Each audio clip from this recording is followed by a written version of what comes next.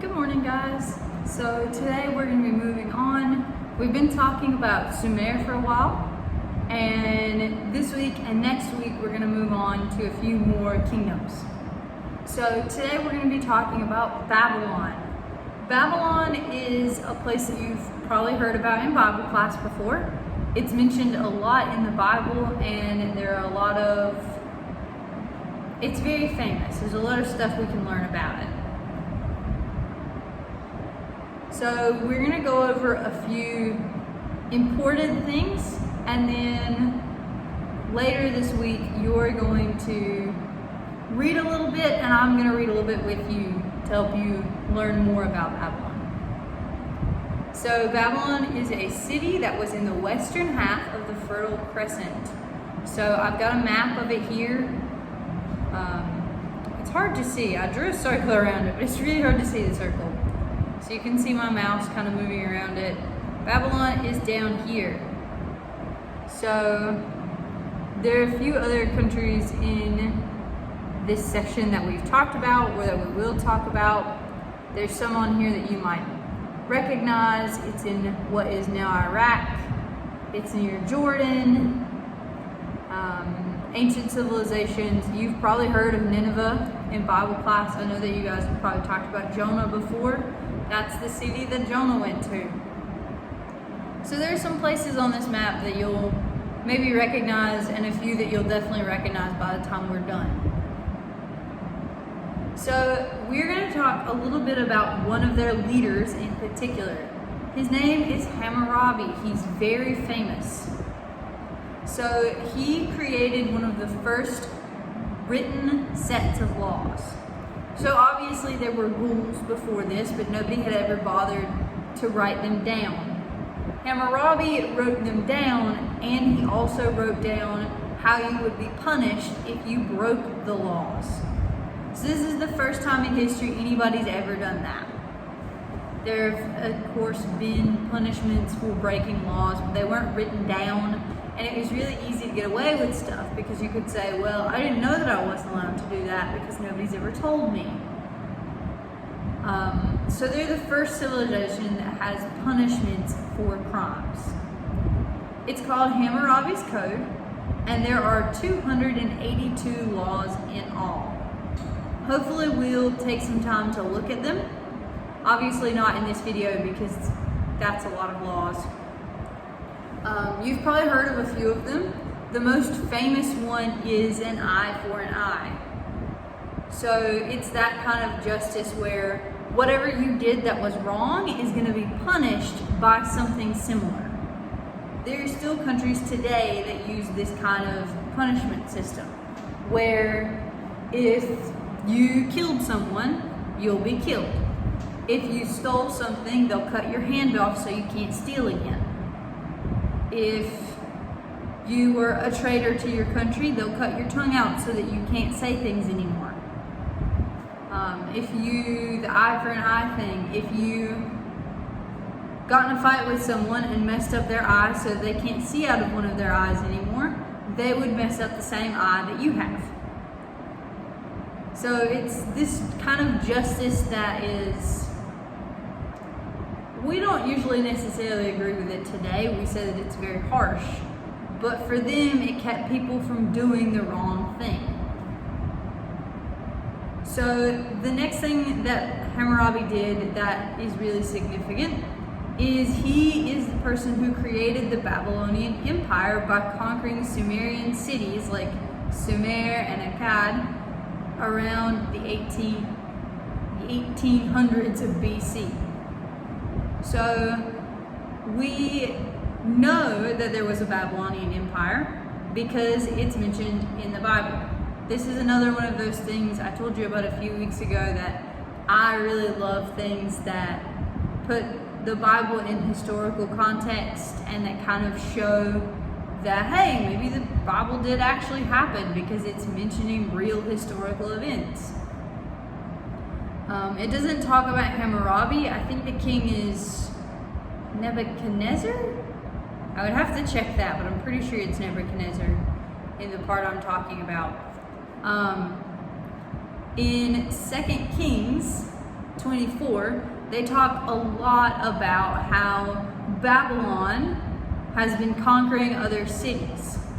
And in verse 7 they say, "And the king of Egypt did not come again out of his land, for the king of Babylon had taken all that belonged to the king of Egypt, from the brook of Egypt to the river of Euphrates."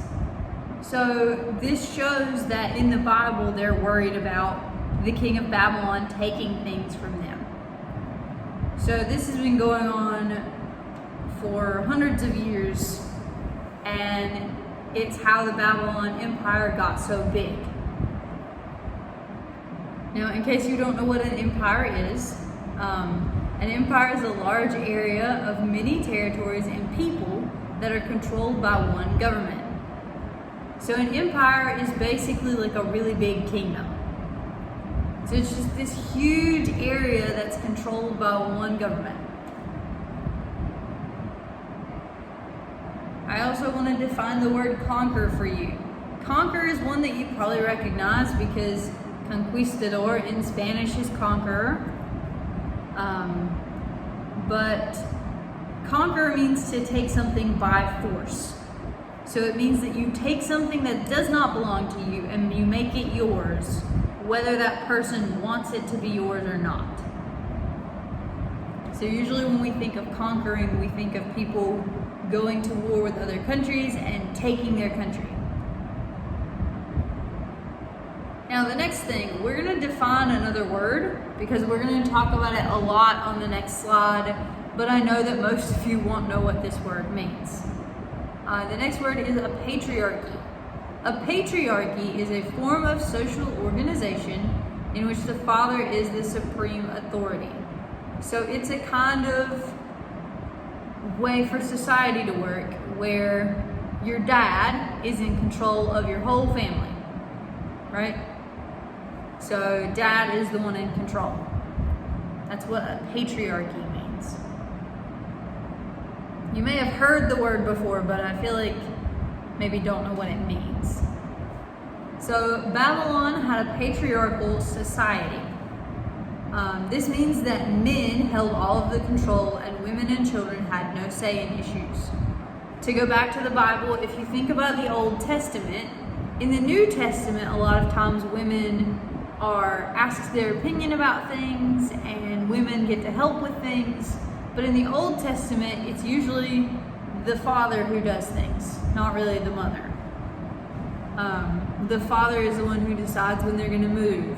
The father is the one who decides who's going to get married to who.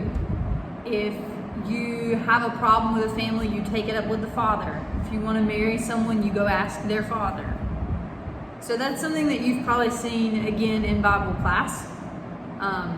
But that's really how they did things. So the father is always the head of the house in this situation. So in a patriarchal society, that also means that men are just in control in general. So the leader is always a man. The leader is always a man. So there's always a king. The queen, there's usually a queen, but she doesn't get to have any kind of power. She's just kind of there because she's married to the king. Priests are always men, so people who work in their religious stuff, they're always men.